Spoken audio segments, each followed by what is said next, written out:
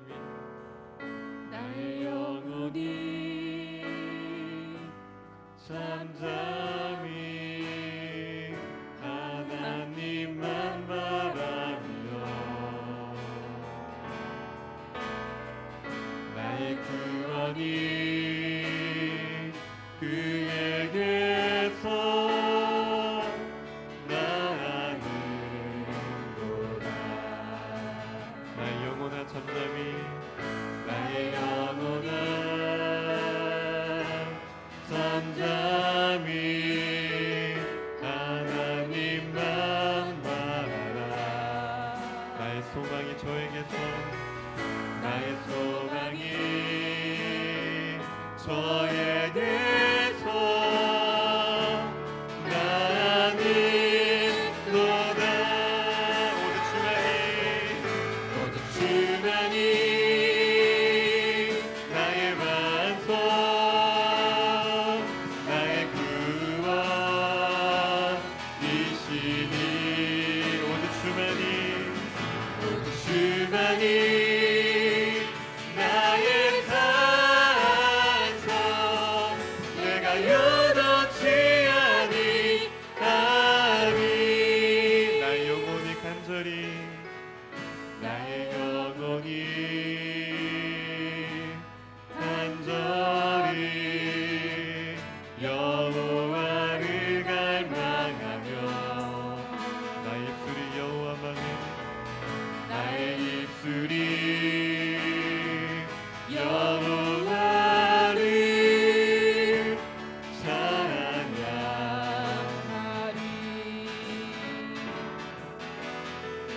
나의 영혼이 즐거이 여호와를 따르리니.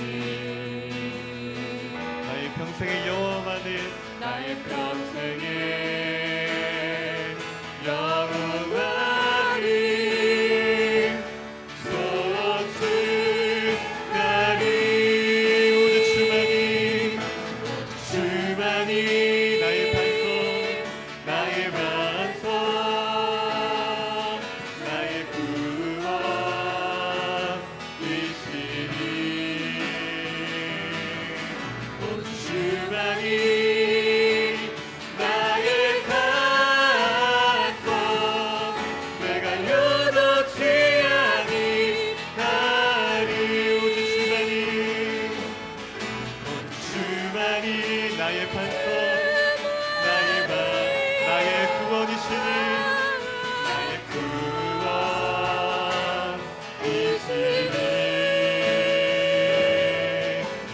주만이 나의 산성 내가 여놓지 아니. 하나님 사랑의 눈으로 하나님 사랑 나를 어느 때나 바라보시고 나를 어느 때나 바라보 하나님의 그 인자기로서 하나님이다. 나에게 기울이시니 언제나 너에게 기울이시니. 어둠의 밝은 빛으로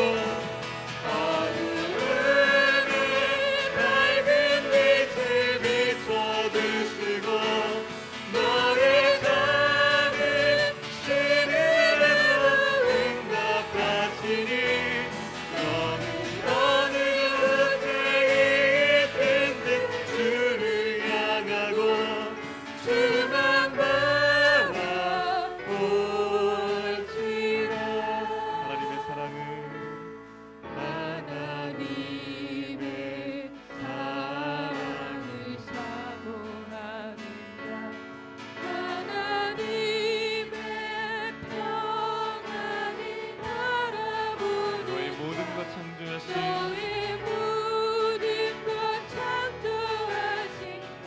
나를 얼마나 사랑하시는지 하나님께 찬양과 경배해야 된다. 하나님께 찬양과 경배하리라.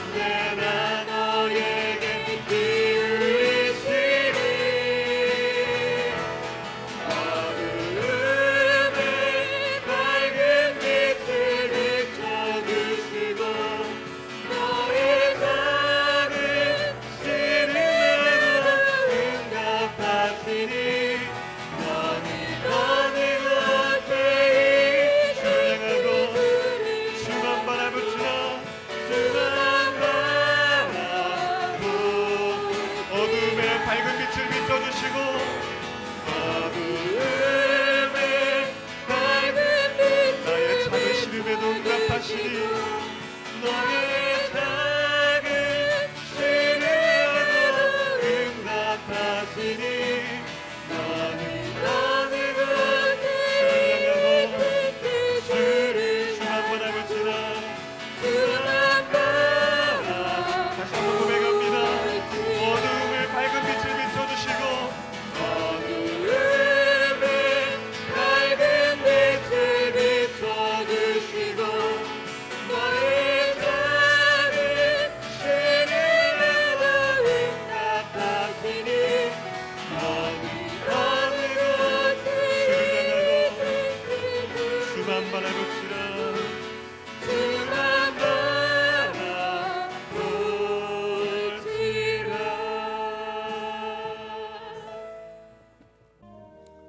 그 물결이 설레는 어둠마다 더는 내 불빛도 희미한데 이 풍랑에 매저 항해하는 이 작은 배 사공은 주님이라 나 두려움없네 두려움없도다 주 예수님을 깨어 계시도다 이 흉흉한 바다를 다니하며 소소망의 나라에 이르리라 그 풍랑이 배를 위협하며 저 깊은 물이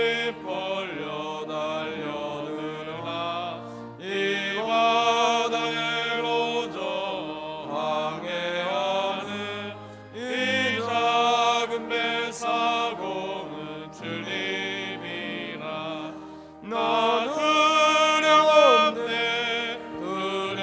두려움없도다 주 예수님을 깨어 계시도다 이 흉흉한 바다를 다짐하며 소소망의 나라에 이르리라 큰 소리로 물결을 명하시며 이 바다는 고요히 잠자리라 소동력이 환하게 밝아올 때 나 주 함께 이 바다 건너가리 나 두려움없네 두려움없도다 주 예수님을 깨어 계시도다 이 흉흉한 바다를 다짐하며 저 소망의 나라에 이르리라. 사랑해 주님, 은혜를 진심으로 감사드립니다. 지난 한 주간 동안의 삶 가운데서도 우리를 눈동자같이 보호하여 지켜주신 아버지의 은혜를 감사드립니다. 보디발을 위해서 요셉에게 복을 주셨던 아버지 하나님, 종들의 모든 가정과 직장과 사업장을 통해서 하나님께 영광 돌리게 하여 주심을 감사드립니다. 제 유혹을 물리치고 또한 여러 가지 질병 가운데에서도 구원해 주신 아버지 하나님, 진심으로 감사드립니다. 마귀 사탄의 세력을 멀리할 수 있도록 저들의 믿음을 지켜주신 아버지 하나님, 진심으로 감사드립니다.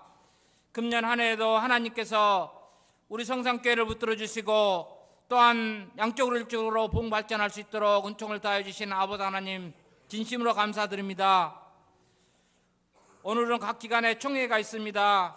믿음과 성령이 충만한 스데반과 빌리 집사와 같은 자들이 모든 기관의 회장으로 또한 임원으로 선출됨으로 인하여 그들을 통해서 기관이 복을 받고 또한 교회가 복을 받을 수 있도록 은총을 다해 주신 아버지 하나님, 진심으로 감사드립니다.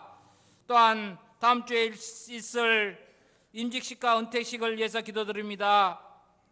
11명의 임직자들이 집사로, 권사로, 또한 장로로 피택을 받았습니다. 아버지, 저들이 임직을 하고 또한 헌신 봉사할 적에 죽도록 충성하는 모든 종들이 될 수 있도록 저들에게 복의 복을 더하여 주신 아버지 하나님 진심으로 감사드립니다.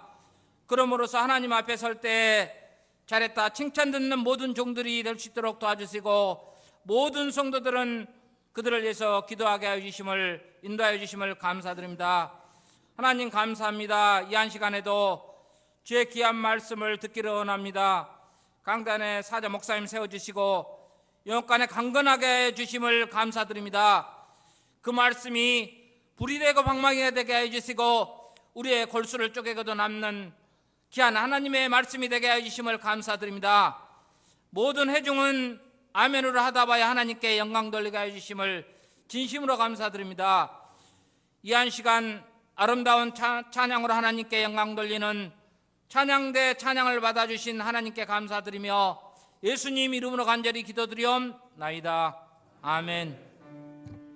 그날 저물 때에 제자들에게 이르시되 우리가 저편으로 건너가자 하시니 그들이 무리를 떠나 예수를 배에 계신 그대로 모시고 가매 다른 배들도 함께 하더니 큰 광풍이 일어나며 물결이 배에 부딪혀 들어와 배에 가득하게 되었더라. 예수께서는 고물에서 베개를 베고 주무시더니 제자들이 깨우며 이르되 선생님이여 우리가 죽게 된 것을 돌아보지 아니하시나이까 하니 예수께서 깨어 바람을 꾸짖으시며 바다들을 이르시되 잠잠하라 고요하라 하시니 바람이 그치고 아주 잔잔하여지더라. 이에 제자들에게 이르시되 어찌하여 이렇게 무서워하느냐 너희가 어찌 믿음이 없느냐 하시니 그들이 심히 두려워하여 서로 말하되 그가 누구에게 바람과 바다도 순종하는가 하였더라. 아멘.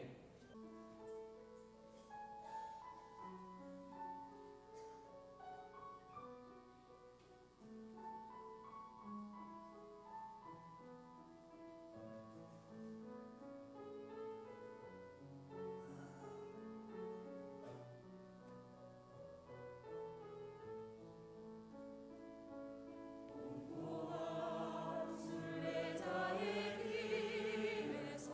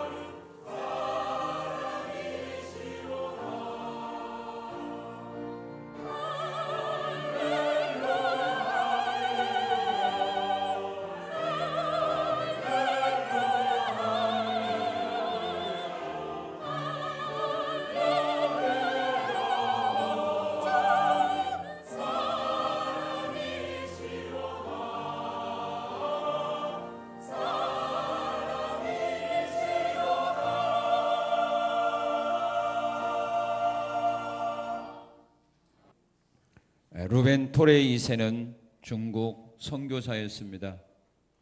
1945년 중국 선교 사역 중에 트럭을 타고 가다가 교통사고가 나게 되었습니다. 병원에 와보니 중상이어서 오른팔을 절단해야만 하였습니다. 그러나 토레이 목사는 자기 오른팔을 절단하게 되는 일에 대하여 원망하지 않고 오히려 감사를 드렸습니다. 하나님, 지금까지 두 팔을 주셔서 잘 살았는데 이제 한 팔을 가져가시니 감사합니다. 그 후 그는 미국으로 돌아갔다가 1952년 한국에서 사역하기 위하여 한국의 선교사로 왔습니다. 한국에 온 토레이 목사님은 전쟁 이후에 팔다리를 잃어버린 수많은 사람들을 목격하게 되었습니다. 그 순간 그는 자신에게 팔이 없는 것이 한국 사역을 위한 준비였다는 사실을 깨닫고 오히려 감사하게 되었습니다. 한쪽 팔이 없는 자신은 그 누구보다 팔이 없는 사람들의 괴로움과 불편함이 무엇인가를 이해할 수 있었기 때문입니다. 그리고 그들의 괴로운 마음을 어루만져 줄 수 있었던 것입니다. 토레이 목사님은 의족을 만드는 기술을 익혀서 재활센터를 세우고 팔다리가 없는 군인과 사람들에게 의수와 의족을 만들어 주었습니다. 토레이 목사님은 자신의 삶 속에 찾아온 풍랑의 고통을 믿음으로 잘 극복한 사람입니다. 우리의 삶 속에 나타나는 환난과 고통은 불신자들의 삶 속에서만 나타나는 것은 아닙니다. 때로는 하나님의 말씀대로 순종하며 신앙생활을 잘하는 성도들의 삶 속에서도 환난과 풍파는 일어나고 있습니다.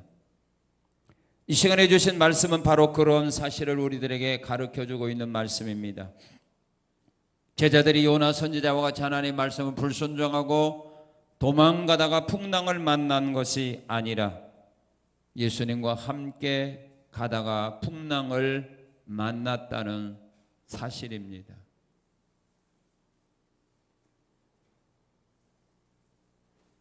그들이 만난 풍랑으로 인하여 그들이 타고 가던 배 안에는 물이 가득하게 되었다고 오늘 본문은 말해주고 있습니다.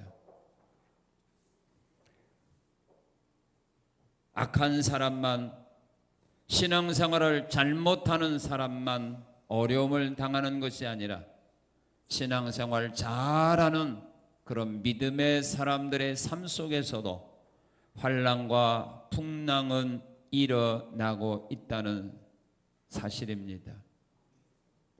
자, 오늘 본문 말씀 보게 되면 물이 배에 가득했다고 말합니다. 그렇다면 제자들이 타고 가던 이 배는 어떤 배였습니까? 제자들이 타고 가는 이 배는 예수님의 말씀에 순종하고 앞으로 나가는 배였다는 사실입니다. 주님의 말씀에 불순종하고 도망가는 배가 아니라 주님의 말씀에 순종하고 떠난 배인데 왜 그 배에 이런 풍랑이 일어나 물이 가득하게 되었을까?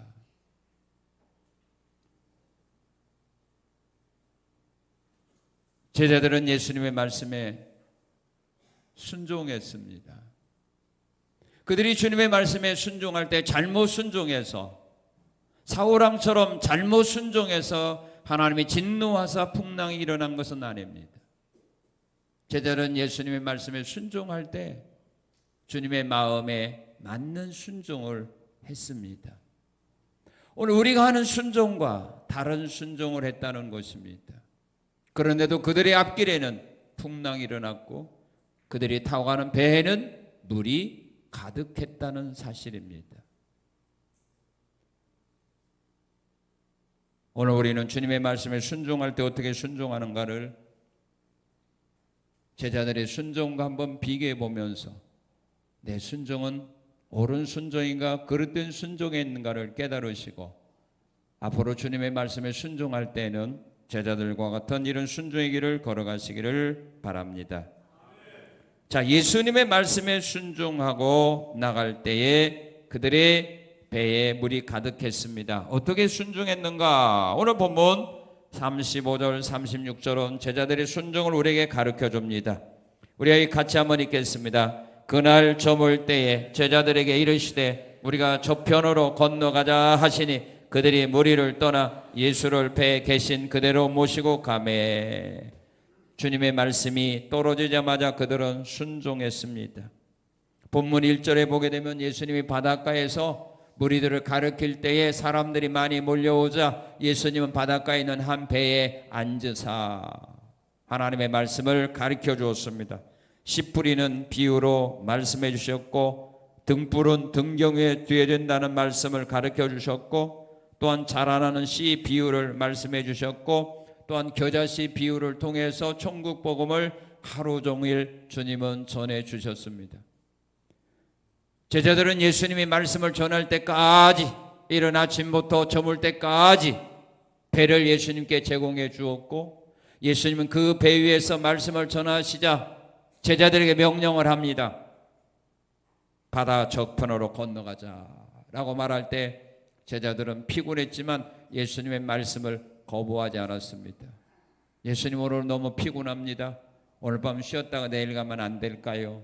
라고 말하지도 않았습니다. 예수님 말씀이 떨어지자마자 그들은 바로 배를 저 갔다 그렇게 말씀을 하고 있습니다. 이들이 하나님의 말씀에 이들이 예수님의 말씀에 순종하지 않았다면 예수님 바다 저편으로 가자고 말할 때 제자들이 예수님 내일 갑시다 라고 말했다면 이들은 그날 밤에 물이 배에 가득한 이런 어려움은 당하지 않았더라 이 말입니다.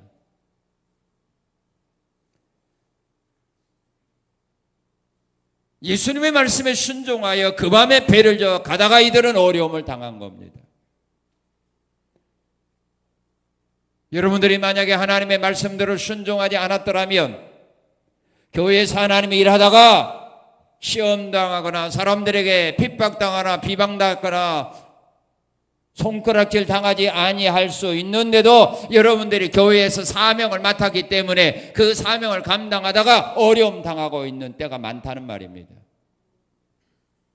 목사가 되었기 때문에 장로가 되었기 때문에 집사 권사가 되었기 때문에 찬양대원이 되었기 때문에 구역장 교사가 되었기 때문에 오히려 여러분들은 어려움 당하는 겁니다. 그냥 교회에 나와서 예배만 드리고 가면 그런 신앙생활을 한다면 여러분들에 대해서 교회에서 누가 말할 사람 없습니다. 비난할 사람 없습니다. 일을 잘하니 잘못하니 이런 말 하지 않습니다. 그런데 하나님이 나에게 주신 사명을 맡아 감당하다가 보니까 사람들에게 욕먹고 있습니다. 여러분들이 앞으로 남아있는 신앙생활을 하다가 사람들에게 비난당하지 않고 욕먹지 않고 핍박을 당하지 아니하려면 내년도에 여러분들 사명 맡아 감당하면 안 된다는 말입니다. 그냥 예배만 조용히 드리고 교회 와서 예배만 조용히 드리고 가면 됩니다. 예배 시작한 후에 왔다가 시작하기 전에 가면 됩니다. 그리고 사람 안 만나면 됩니다. 누가 여러분들에게 말할 사람 누가 있습니까?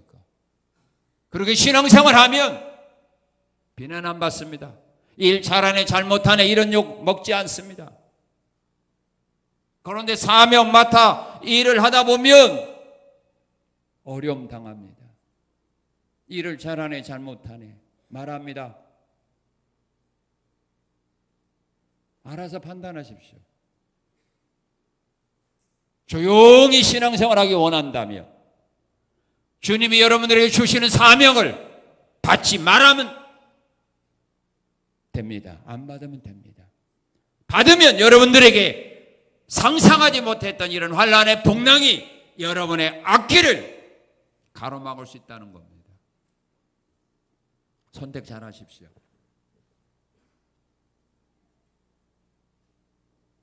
제자들이 주님의 말씀에 순종하여 갔기 때문에 이 밤에 어려움 당한 겁니다. 미뤘으면 어려움은 안 당합니다.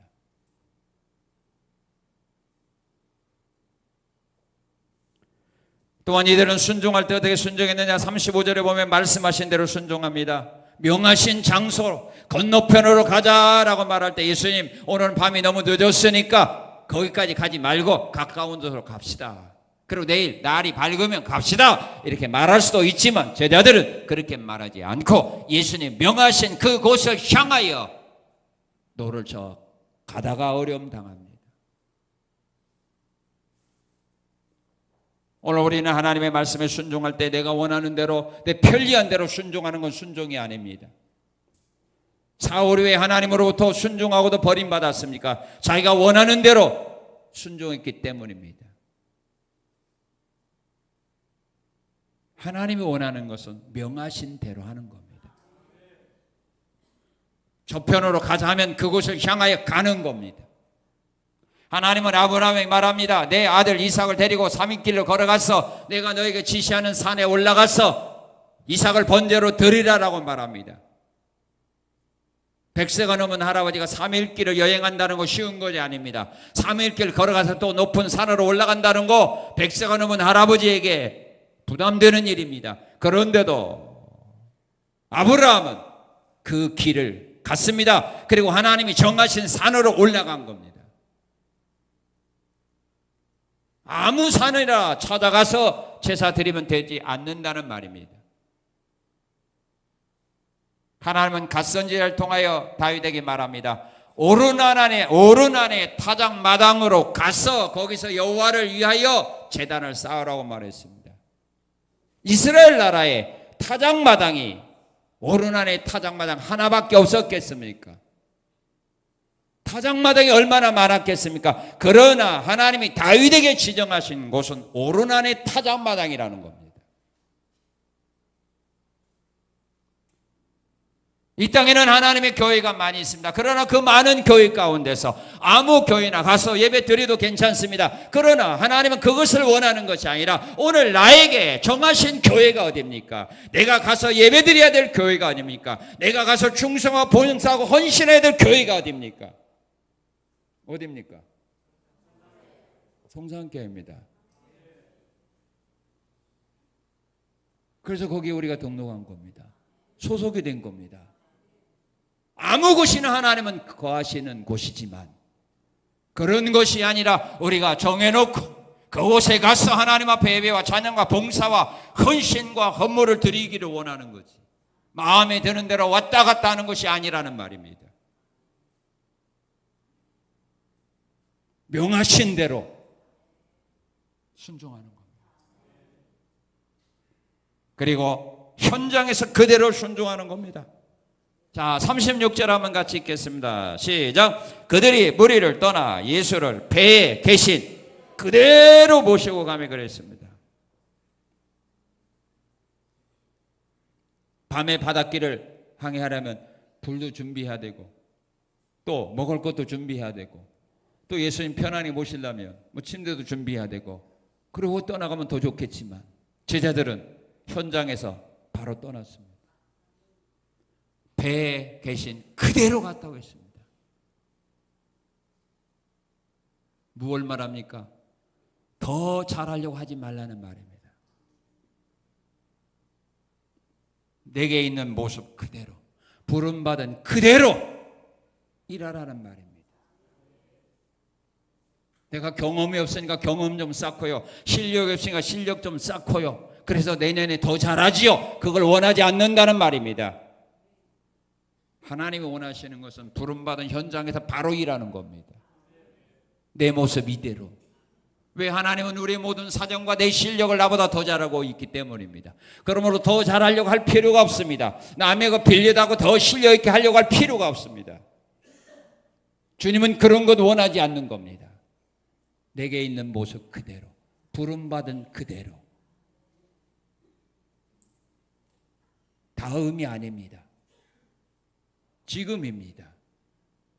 부름받은 그 순간 그대로 거기에서 일하기 위하여 나서는 겁니다. 일어서는 겁니다. 그런 순종을 하나님이 원하는 겁니다. 다음에 아닙니다.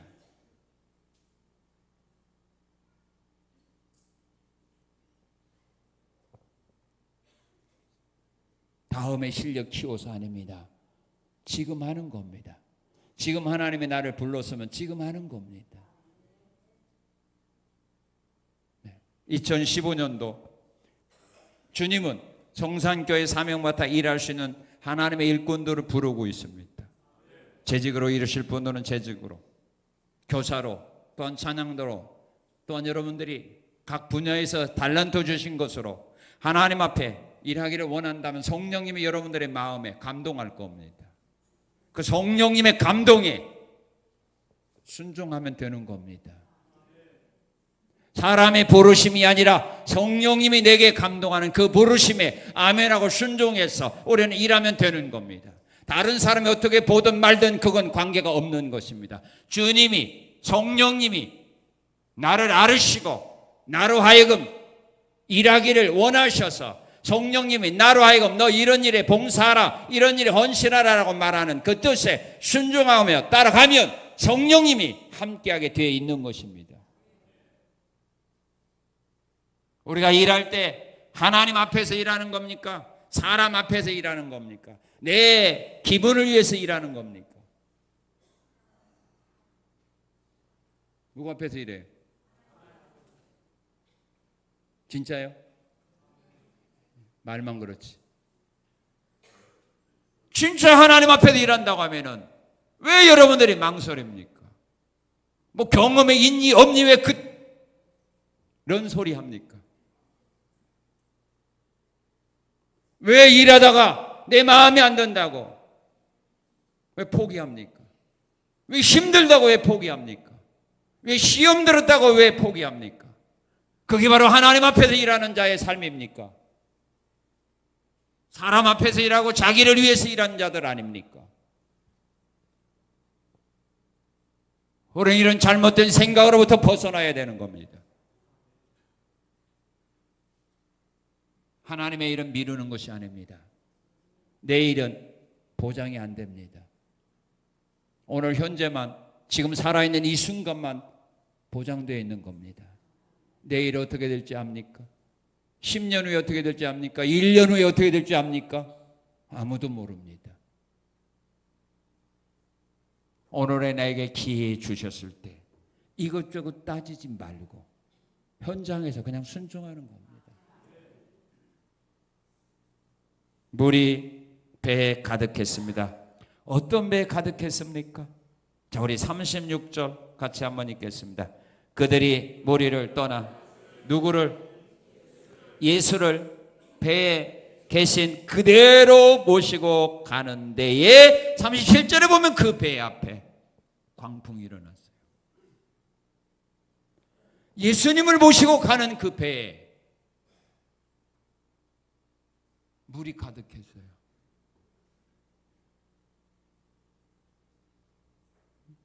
예수님이 없었다면 이해가 되죠. 주님의 말씀대로 순종했죠. 그리고 그 배에 예수님이 계시죠. 그런데 어떻게 이런 일이 일어날 수가 있을까요? 우리가 예수 믿는 것은, 하나님의 말씀 순종하는 것은 어려움으로부터 벗어나서 형통한 길을, 형통한 삶을, 행복한 삶을 살기 위하여 우리가 예수님을 선택하고 예수님과 함께 생활하는데, 왜 예수님 말씀에 순종하고 예수님을 모시고 가는 그 배에 이런 어려운 일이 발생했을까? 이러려고 예수 믿어요? 여러분 안 그렇죠? 그죠? 왜 대답을 안 해? 이러려고 예수 믿어요? 그럼 믿지 마요. 오늘부터 믿지 마요. 이제 이런 예수 몰라 옵니다.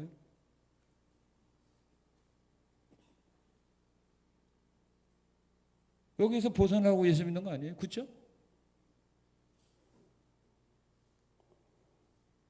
그 여러분들 하나님 말씀에 순종하지 말고 적당히 살아가야 돼.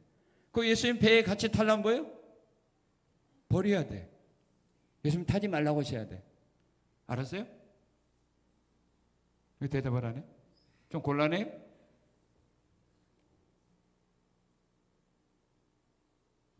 예수님을 모시고 가는 배에도 풍랑은 일어난다는 겁니다. 다시 말하면 예수님을 모신 가정에도 풍랑은 일어난다는 겁니다. 이 세상에서 환난과 풍랑은 불신자들만 만나는 것이 아니라 신앙생활 잘못하는 사람만 만나는 것이 아니라 신앙생활을 잘하는 사람들도 이 세상을 살아가면서 이런 어려운 문제를 만난다는 사실을 우리에게 보여주는 겁니다. 그러나 문제는 그런 어려움 때문에 망하지는 않는다는 겁니다. 물이 배에 가득할지라도 그 배가 파서나가나 침몰하지 않았다는 사실을 우리에게 보여주는 겁니다. 물이 배에 가득해도 안 죽으면 되는 거 아니에요? 가정에 문제가 많아도 환난이 많아도 그 환난과 어려움 때문에 가정이 무너지지 않으면 되는 거 아니에요? 주님을 모신 가정에도 어려움은 있어요.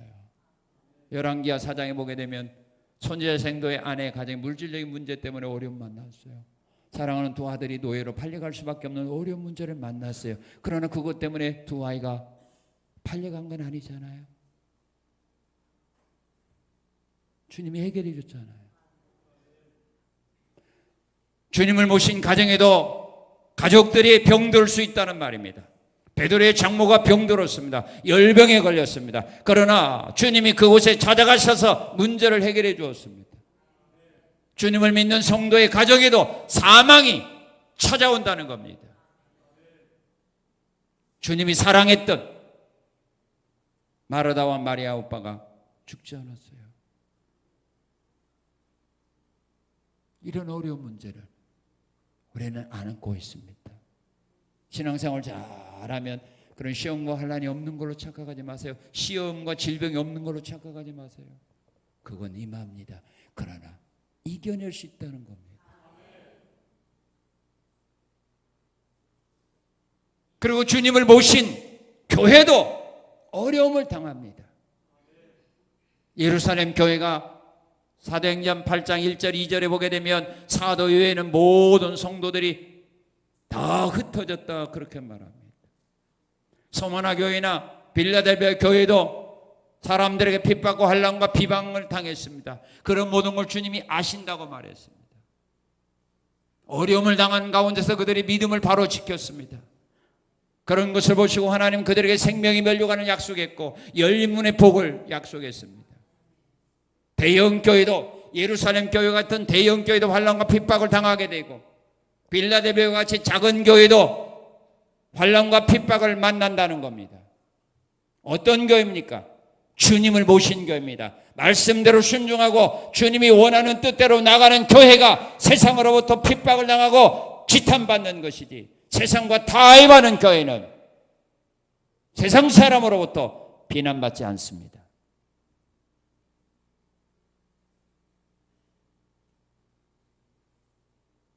세상과 타협하는 교회가 왜 세상 사람으로부터 미움받습니까? 세상이 원하는 일을 하는 교회가 왜 세상 사람들로부터 욕먹습니까? 교회는 세상이 원하는 교회가 되어서는 안 되는 겁니다. 교회는 하나님이 원하는 교회가 되어져야 하는 겁니다. 하나님이 원하는 교회와 세상이 원하는 교회가 같을 수 없습니다. 그래서 하나님이 원하는 교회가 되면 세상 사람들에게 비난받고 세상 사람들에게 핍박받게 됐다 이 말입니다.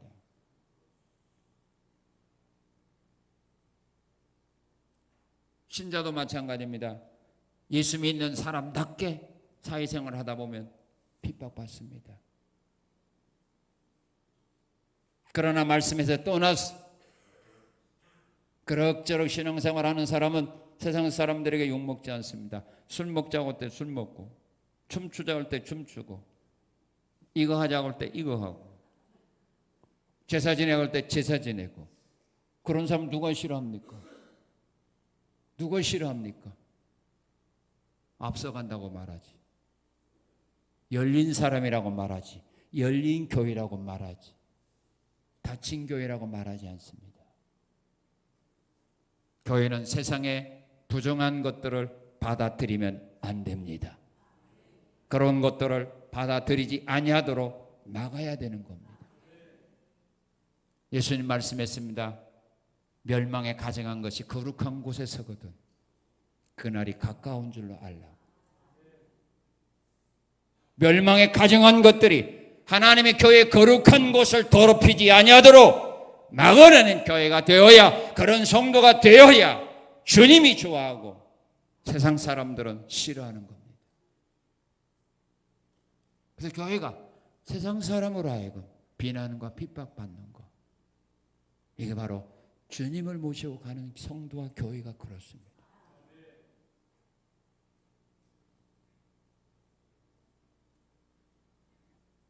그리고 예수님을 모신 직장과 사업장에서 우리가 환난과 핍박을 받습니다. 직장에 나가서 예수 믿는 신자답게 직장생활을 하려면 세상 사람들이 좋아하지 않습니다. 싫어합니다. 미워합니다. 모함합니다. 끌어내리려고 합니다. 요셉이 그랬고 다니엘이 그랬습니다. 이삭이 하나님의 말씀 따라 그가 사업할 때에 블레셋 나라 왕이 와서 이 우물은 내 거다 빼앗고 쫓아버립니다. 세상과 타협하지 않고 불의와 타협하지 않으면 세상이 좋아할 이유가 없습니다. 주님을 모시고 가는 성도의 삶 속에는 어려움과 환난과 핍박이 기다립니다. 그것을 이겨낼 힘이 없고 그런 것과 싸울 자신이 없는 사람들은 세상과 타협하면 됩니다. 믿는 사람답게 살지 말라는 말입니다. 그러면 여러분들 누가 미워합니까? 교회 오면 교인으로서 사랑받고 세상에 나가면 또 세상 사람들에게 또 사랑받고 얼마나 행복합니까?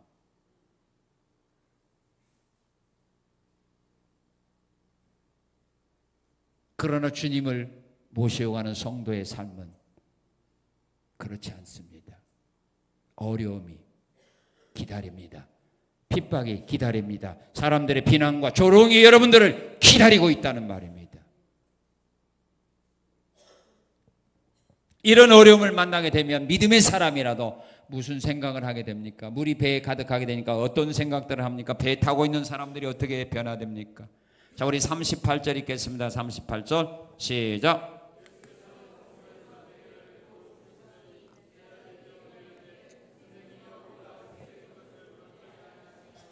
예, 뭘 생각합니까? 죽음을 생각하게 됩니다. 좋은 일 있을 때 죽음을 생각하는 사람 없어요. 여러분 지금까지 살아오면서 죽고 싶다는 생각 한 번도 안 해봤나요? 와, 한 번도 해본 사람 없네. 아, 감사하다, 다행이다. 다시 한번 여러분들을 봅니다. 한 번도 안 해봤어 진짜로? 예?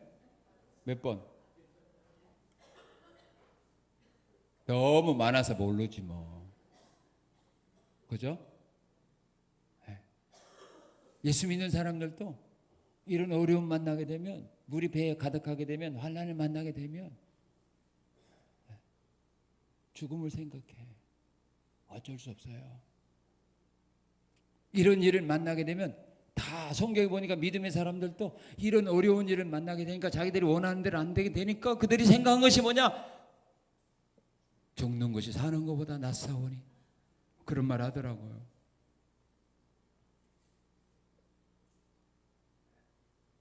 이런 상황에서 여러분들이 이런 죽음을 생각 안 했다면 아마 여러분들은 신일 거야.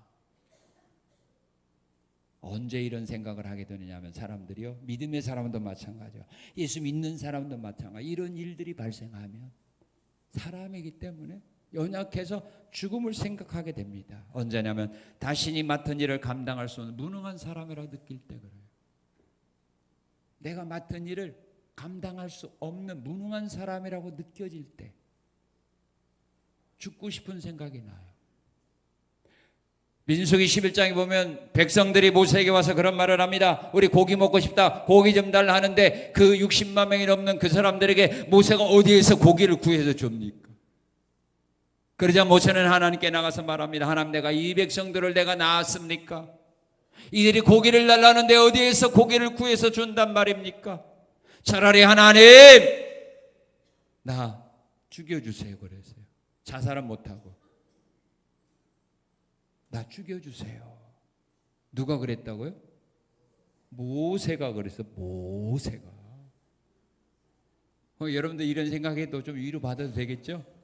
뭐 모세도 그랬는데 뭐 나야 뭐.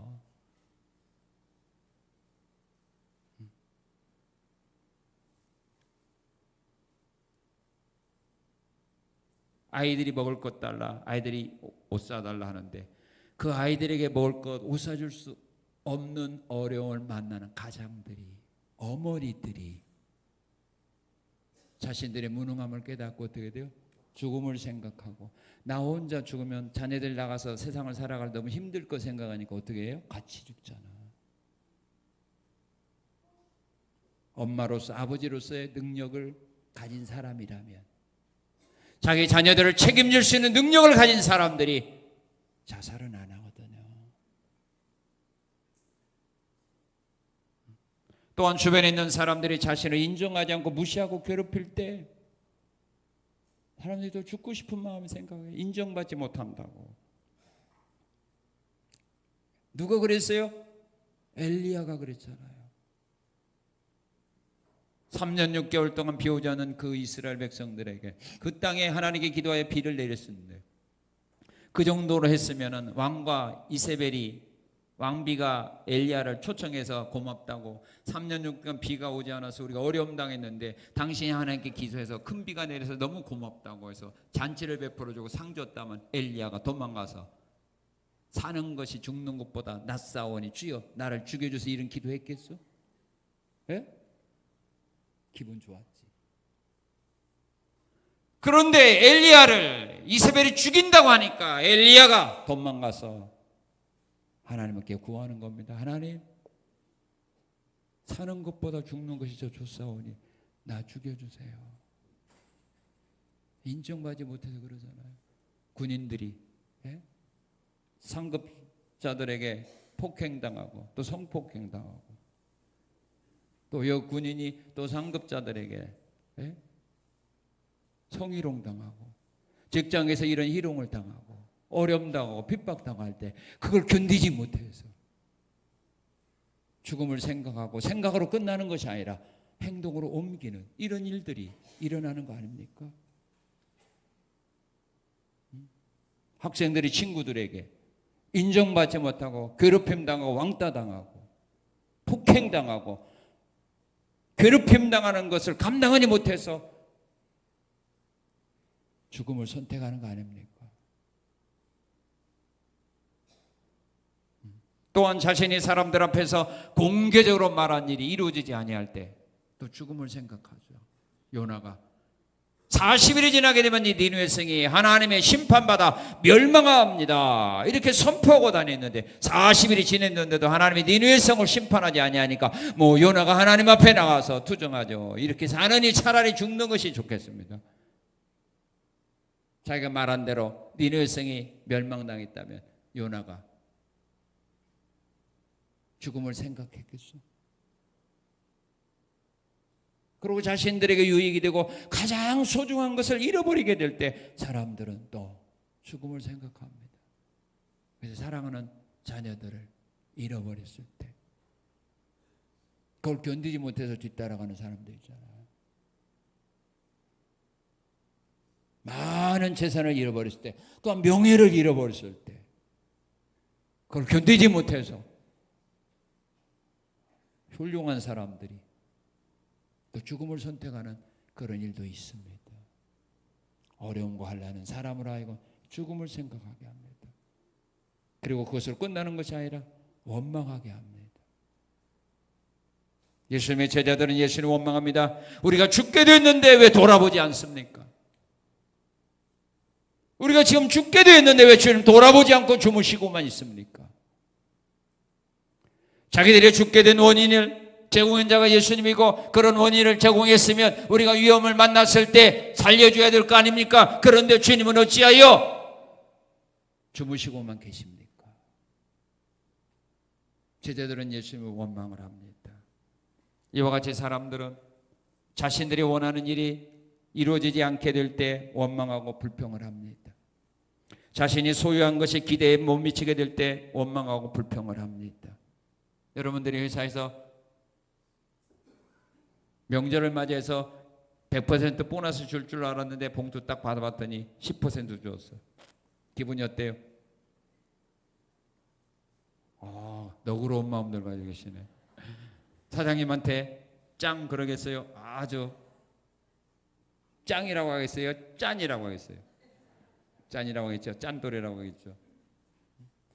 학생들이 졸업 선물로 명품 가방을 요구했는데 엄마가 네 학과에서 짜가 사갖고 와서 야 졸업 선물 가져. 그러면 그거 받는 아이가 어떻게 했어? 예? 안 받는 것만 못하죠.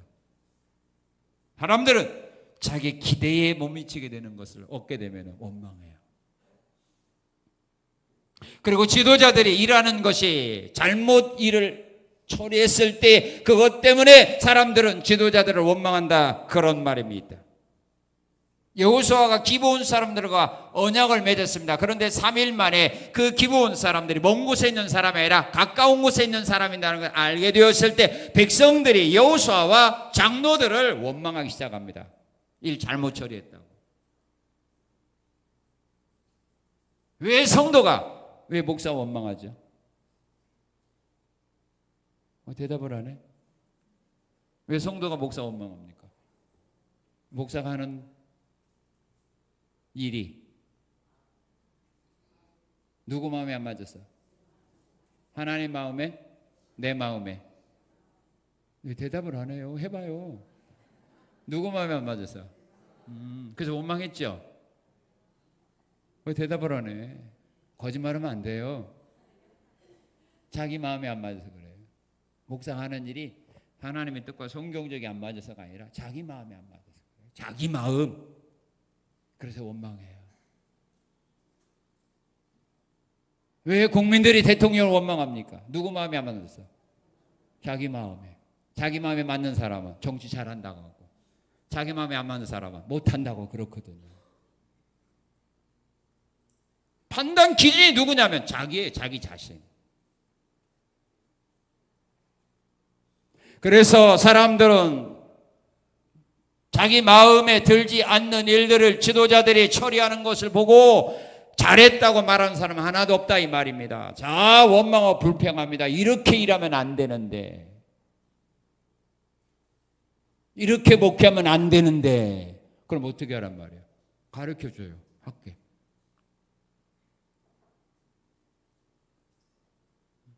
그래서 원망과 불평이 많은 사람은요, 누구냐면 자기의 마음에 욕망이 많은 사람이에요. 꿈이 많은 사람이에요. 기대가 많은 사람이에요. 자녀에게 기대가 많은 부모는 자녀에게 언제나 불만족한 가운데 살아요. 마음에 안 차니까. 그래서 주님은 우리에게 말씀한 겁니다. 뭐라고? 그런 삶을 살지 않으면 어떻게 하라고? 네 자신을 고이 간직하라고. 그죠? 뭐라고 했어요? 버리라고. 자기를 버리라고. 믿습니까? 그래 여러분들이 행복하게 살 수 있어요. 뭘 버려요? 자기 자신을 버리라는 거예요. 사도 바울처럼 날마다 죽는 삶을 살아라고. 그래야 우리가 원망과 불평에서 벗어나 기쁘고 즐겁고 감사하는 삶을 살아갈 수 있기 때문입니다. 그리고 다른 사람은 쉬고 있는데 나만 혼자 일한다고 생각하니까 원망이 많죠. 그죠? 나 혼자만 일한다고. 누가 그랬어요? 마리아가 그랬잖아. 마르다가 그랬잖아요. 자기는 열심으로 음식 준비하고 있는데 자기 동생은 방 안에서 예수님과 이야기하고 있으니 속이 뒤집히죠. 나 혼자만 일한다 하니까 바보같이 느껴지잖아. 이용당하는 것 같이 느껴지잖아. 그래서 원망과 불평하게 되는 겁니다. 욕하게 되는 겁니다. 그리고 우리 배에 가득하게 되면 어떤 현상들이 일어나느냐 하면은 우리 40절을 같이 한번 읽겠습니다. 시작. 이에 제자들에게 이르시되 어찌하여 이렇게 뭐하느냐? 무서워하느냐? 무서움에 떨게 됩니다. 자연적인 재난 때문에 사람들이 무서움에 떨게 됩니다. 요나를 태우고 가는 배가 풍랑을 맞을 때 뱃사람들 다 무서움에 떨었습니다. 바울과 함께 노마를 향하여 가던 배에 유랄로 광풍이 불어오자 모든 사람들이 무서움에 떨었습니다. 홍수, 지진, 화산, 폭발, 전염병, 요즘에는 또 뭐가? 에볼라. 그죠? 에볼라라는 것 때문에 많은 사람들이 공포에 떨고 있습니다. 이런 자연적인 재난 때문에 수많은 사람들이 공포에 떨고 있습니다. 그리고 힘 있는 사람의 공갈 협박 때문에 공포에 떱니다. 원수들에게 포위되어 생명 위험을 느끼게 되었을 때 사람들은 무서움에 떨게 됩니다. 이런 공포 속에 살아가는 우리들이 여기에서 벗어나야 될 거 아닙니까? 원하지 않네. 그럼 여기서 마칩시다. 자, 반주하세요. 올라오세요. 그건 필요 없대. 필요 없다면서. 나는 억지로 안 준다고. 나는 배불러서 그러는데. 배고파요? 그럼 처음부터 그래야지. 나는 배부르다고 다 안다고. 자, 이런 환난과 풍랑을 만났습니다. 배에 물이 가득하게 채워져 있습니다. 이제 곧 침몰 직전에 있습니다. 이런 위기를 만났을 때야 제자들이 이제 정신이 든 겁니다. 처음에 풍랑이 일어날 때는 자기들의 실력을 통해서 한번 예수님을 깜짝 놀래게 하려고 했습니다. 왜? 그들은 뱃사람들 아닙니까? 그러니까 주님이 주무시고 있어도 이 사람들은 자기들의 문제로 자기들의 배 젓는 실력으로 한번 이 풍랑을 이기고 목적지까지 도달하면 예수님께 자랑할 수 있잖아요. 이렇게 풍랑이 어렵고 배불이 가득 예수님 그것도 모르고 주무셨죠. 그 어려움을 우리가 이렇게 노젓는 기술로 이게 극복 여기까지 나왔습니다. 예수님. 그리고 자랑하고 싶었고 또 인정받고 싶었거든요. 그러니까 처음부터 풍랑이 이루어지자마자 그들이 예수님을 찾지 않았어요. 안 되니까. 이제 안 되니까. 그 문제 해결을 위하여 사람의 수단 방법과 실력과 능력과 경험으로 해결할 수 없으니까 이제 그 문제 해결을 위하여 그들이 선택한 것이 무엇이냐? 38절 읽겠습니다. 시작.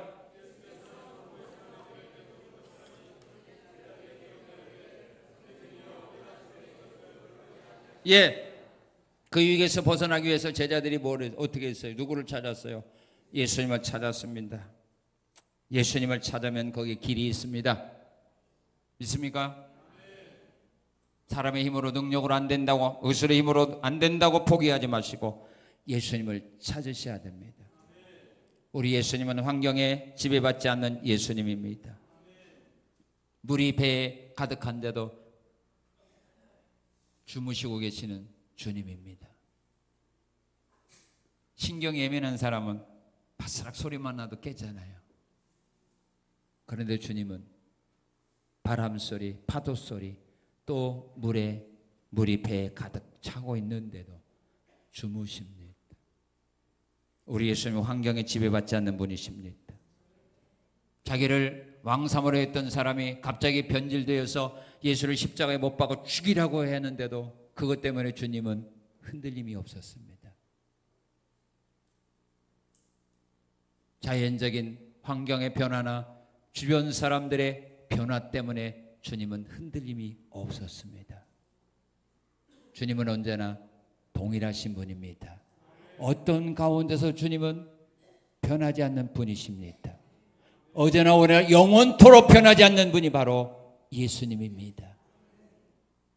내가 잘 나갈 때만 아니라 힘들고 어렵고 병들고 실패했을지라도 나에 대한 주님의 사랑과 관심은 변함이 없습니다. 사람은 변해도 나는 변해도 예수님은 변하지 않는 분이십니다. 우리는 그 주님을 찾는 것입니다. 주님은 한 번 사랑한 자는 끝까지 사랑하는 주님이라고 성경은 우리에게 말씀하고 계십니다. 그리고 주님은 능력의 주님입니다. 여기 39절에 보게 되면 바람과 바다를 향하여 잠잠하라 고요하라 명령할 때 그대로 그 바람과 파도가 순종하고 따라주는 그런 능력의 주님이십니다. 오병이의 기적을 일으키시는 주님입니다. 병자들을, 불치의 병자들을 말씀으로 치료해 주시는 능력의 주님입니다. 우리는 그 주님을 찾는 것입니다. 사람이 할 수 없는 것도 다 행하시는 능력의 주님을 우리는 찾는 겁니다. 말씀으로 천지를 창조하신 주님을 우리는 찾아야 되는 겁니다. 입이 있어도 말하지 못하고, 귀가 있어도 듣지 못하고, 눈이 있어도 보지 못하는 우상을 찾는 것이 아니라 능력의 주님을 찾는 겁니다. 그 주님은 도움을 청하는 자에게 도움을 주시는 분입니다. 주님은 자신에게 나와서 도와달라고 청하는 자의 도움을 거절한 일은 없습니다.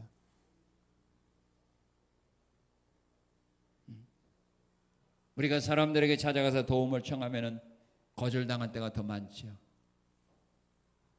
도움을 받은 때가 거절당할 때가 많다면 우리가 지금 이렇게는 안 살겠잖아요. 그렇죠? 대답을 안 해. 그죠? 도움을 못 받아서 그렇지. 그때 도움을 못 받아서 그렇지. 그때 도움을 받았더라면 내가 지금 이렇게 안 살 텐데. 그렇잖아요. 우리 못 만났지. 그죠? 못 만났지라도 그때 도움 받았으면 좋았죠. 우리 예수님은 도움을 청하는 자에게 도와줍니다. 내 입을 넓게 열라, 내가 채우리라. 너희가 무엇이든 내게 와서 부르짖어 간구하라, 내가 응답하리라. 도움을 청해야 됩니다. 예수님은 제자들이 이런 어려운 문제를 만나고 있는 거 주님이 몰랐겠습니까? 그가 육체는 잠들어 있을지라도 그는 신이기 때문에 지금 제자들이 어떤 사정과 어떤 형편에서 어떤 고통과 고난을 당하고 있는 거 주님은 신이기 때문에 다 알고 계십니다. 그러면 스스로 일어나셔서 도와줬으면 얼마나 좋겠습니까마는 주님은 그러하지 않았습니다. 제자들이 자기에게 와서 도움을 청할 때까지 주님은 모른 척하고 있었다는 사실입니다. 우리는 예수님을 어려울 때 찾아가야 돼요. 찾아가서 예수님께 어떻게 해야 됩니까? 간구해야 됩니다. 주님께 간구해야 됩니다.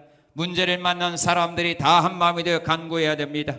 여기 38절에 보면 베드로 혼자 가서 예수님께 말한 것이 아닙니다. 거기에 타고 있는 모든 제자들이 다 예수님께 가서 그들은 한마음이 되어서 예수님께 간구합니다. 그리고 그들은 자신이 만난 문제에 대해서 솔직하게 고백을 합니다. 지금 우리가 죽게 되어 있다고. 예수님, 우리가 지금 죽게 되어 있다고. 오늘 우리가 만난 문제를 주님이 다 알고 계십니다마는 말하지 아니하면은 주님은 해결해 주지 않습니다. 성경은 말합니다. 우리가 구하기 전에 우리에게 있어야 될 것이 무엇인지 주님은 다 아신다고. 그럼 다 알아면 해결해 주지. 알고 계시지만은 구하지 아니할 때는, 찾으려고 노력하지 아니할 때는, 두드리지 아니할 때는 주님이 역사하지 않습니다. 필요한 거 있으면 구해야 되고, 잃어버린 거가 있으면 찾아야 되고, 닫혀 있으면 닫힌 문을 가서 두드려야 그 문만 열어줍니다. 구한 거 응답해 줍니다. 제자들이 예수님께 가서 우리가 죽게 되었다고 말합니다. 그러면서 그들은 자신들이 만난 위기에서 구원해 줄 것을 요구합니다. 마태복음 8장 25절에 보면 제자들이 깨우며 이르되 주여 구원하소서 우리가 죽겠나이다 라고 말합니다. 베드로 사도가 말씀에 의하여 바다 위로 걸어가다가 물속에 빠져 들어갈 때 베드로가 주님께 말합니다. 주여 나를 구원하소서. 그럴 때 주님이 손을 잡아 일으켜 주었습니다. 베드로가 물 위를 걸어오다가 물에 빠져 들어가는 거 예수님이 보셨어요. 오다가 물속에 들어가는 예수님 보셨어요. 만약에 여러분들이 예수님이라면 가서 잡아줄 겠어요? 그냥 모른 척하고 있을 것 같아요. 여러분이라면 여러분들이 오라고 하는데 자녀를 오라고 하는데 오다가 물속에 빠져들어가. 그러면 달려가서 손을 잡아주겠어요? 그냥 가만히 보고만 있을 것 같아요. 잡아주죠. 참 감사하게도 여러분들이 예수님 되었으면 얼마나 좋았을까. 여러분들이 예수님 되었으면 얼마나 좋았을까. 근데 우리 예수님은 지금 뭐하고 있어? 못 본 척 하고 있어. 오다가 물속으로 빠져들어가는데 주님은 못 본 척 가만 바라만 보고 있네. 안 도와줘서요. 언제 도와줬어요? 물에 빠져들어가던 베드로가 주여 나를 구원하소서 할 때 하나님이 즉시 손을 잡아. 왜? 내 생각 좀 해보고 물속에 꼭 빠져들어가요. 주여 나를 구원하소서 할 때 즉시 잡아 일으켜줘.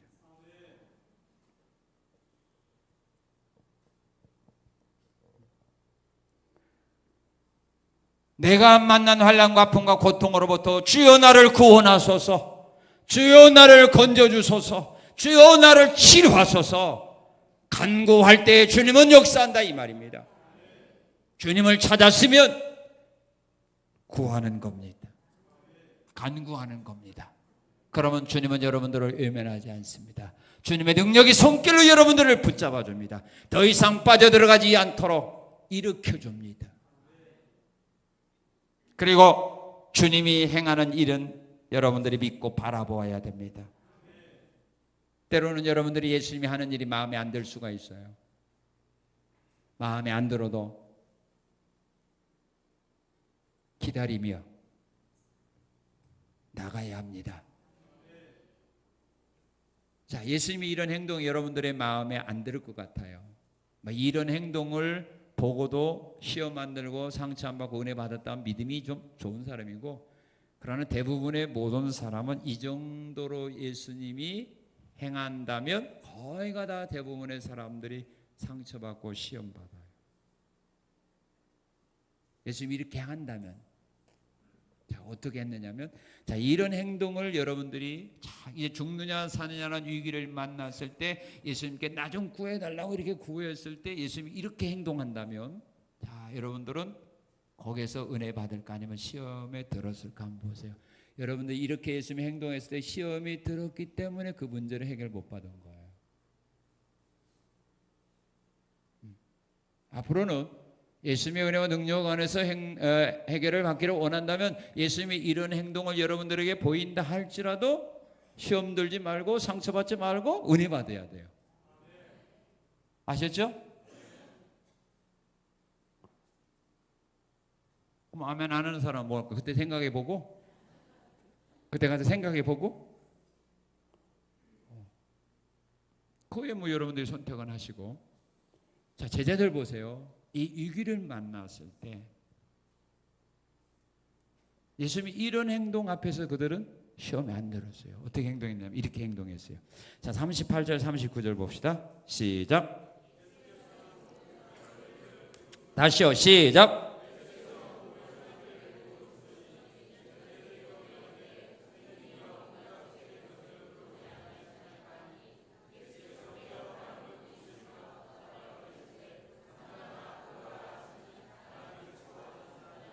자, 예수님이 지금 주무시고 있습니다. 배에는 물이 가득했습니다. 지금 죽느냐 사는 위기를 만났습니다. 그래서 예수님을 깨웠습니다. 자, 예수님이 일어났습니다. 예수님이 일어나서 어떻게 행동하죠? 자, 여러분들이 예수님이 때 일어나서 어떻게 해주기를 원합니까? 왜 그래? 그죠? 왜, 뭐 때문에 그래? 우리, 그래? 가만히 있어. 잠깐만 있어. 내가 문제 해결해 줄게. 나 믿고 가만히 잠깐만 기다려 있어 하고 위로해 주고 또 안심을 시켜 주고 그 다음에 예수님이 할 일을 해야 되겠죠. 그죠? 그죠? 그래야 내가 안심하잖아. 자, 그런데 우리 예수님 보세요. 일어나서 그것 때문에 두려움에 떨고 무서움에 떨고 있는 제자들에게 관심이 없잖아요. 관심이 하나도 없었어요. 그리고 그들로 하여금 두려움과 공포를 주었던 문제를 먼저 해결하잖아요. 오늘 어떤 사람은 그럽니다. 내게 관심이 없다고. 내게 관심 가져주는 것보다 더 중요한 것이 뭐냐면 나로 하여금 어렵고 두렵게 하는 문제를 해결해 주는 것이 더 중요하잖아요.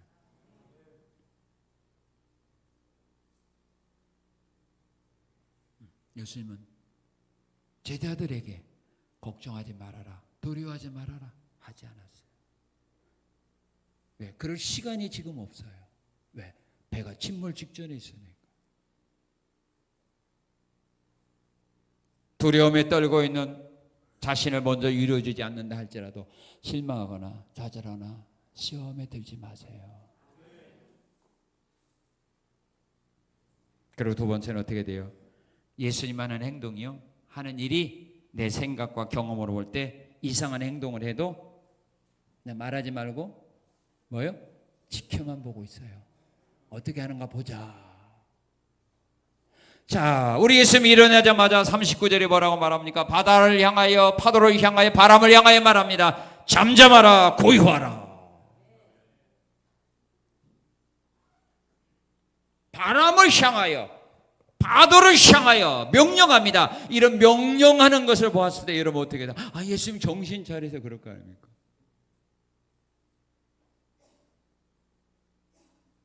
이상한 행동하는데도 제자들 지켜만 보고 있습니다. 들어학교의 성도들 보면 유도가 3층에 떨어져서 죽었는데 베드로가 와서 하는 말이, 바울이 와서 하는 말이, 떠들지 말라, 그에게 생명이 있다 딱 말할 때 들어학교의 성도들 죽은 줄 알지만 사도 바울이 떠들지 말라, 생명이 있다 하는 말을 믿고 바라보잖아요. 그럴 때 하나님 그 죽은 자 살려주잖아요.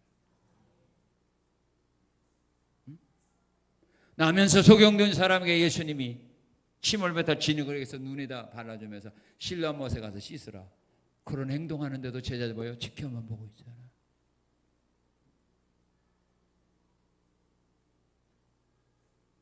하나님의 일은요, 하나님의 역사는요, 여러분의 생각과 지식으로 판단하면 안 돼요. 믿습니까? 믿습니까? 그러면 하나님의 역사가 나타난다 이 말이에요. 그래서 성경은 말하는 겁니다. 하나님의 어리석게 보이는 것이 사람의 지혜로운 것보다 낫다고. 여러분들의 그 똑똑한 머리와 경험, 지식, 상식을 가지고 보았을 때 이것은 안 된다, 이것은 바보 같은 일이다, 이것은 어리석은 일이다 라고 판단이 되면 믿으라는 말이에요. 하나님은 그런 방법을 통하여 역사하는 것이지, 여러분들의 생각으로 볼 때 정말로 지혜롭다, 그대로면 되겠다, 이런 방법을 통하여 하나님은 일하지 않는다는 말입니다. 그런 방법을 통하여 하나님은 하나님의 일을 하지 않아요. 믿음 없는 사람들의 눈으로 볼 때, 지식과 상식으로 볼 때 바보 같은 그런 방법을 통하여 하나님은 일하시고 역사하는 거지. 여러분들의 생각을 볼 때 옳다, 방법이 이거밖에 없을까, 이런 걸로 일하지 않아요.